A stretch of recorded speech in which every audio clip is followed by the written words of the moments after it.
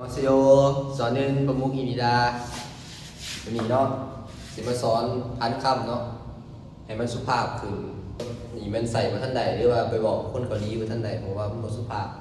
เอาพันเอาอยู่เอาต้องตัดออกแล้วเพราะว่าเบิ่งสระเป็นสระ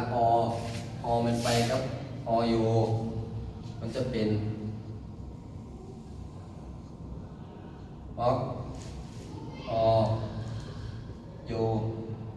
ที่เราตือโยเลยเพราะว่าคำทั้งหลังต่าง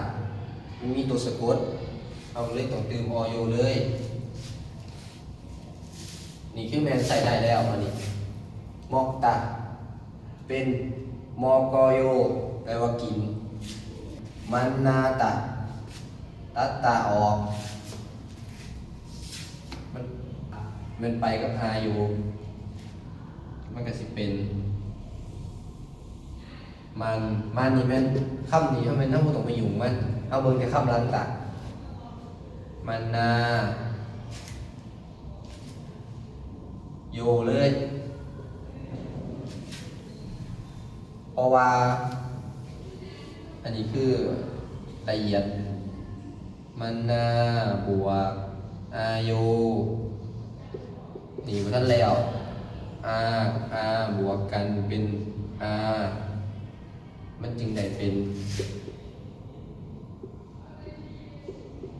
มันนาโยนี่คือแบบละเอียดมันนาโยแปลว่าครบหรือว่าไปครบนี่แปลว่ากินมันยกตัวอย่างกินก่อนเนาะคือว่าข่อยชอมือตัวสะกดนึ่งชอนึ่งเขาสิกินหยังกินเข่ามันบ่ใส่ผับ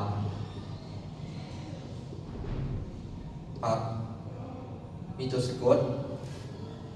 บืนมอก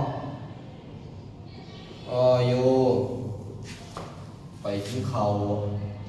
ต้องมาพบเป็นมอกใส่ชอนึงนี่ก็ชินกูมีตัวสะกดตัวนี้มันตกเป็นไวยากรณ์ไปศึกษาไวยากรณ์เพียงแต่เอามาสั่งให้เบิ่งแล้วมือใหม่สิมาสอนนึงชิงกูรึนใส่มันนาโย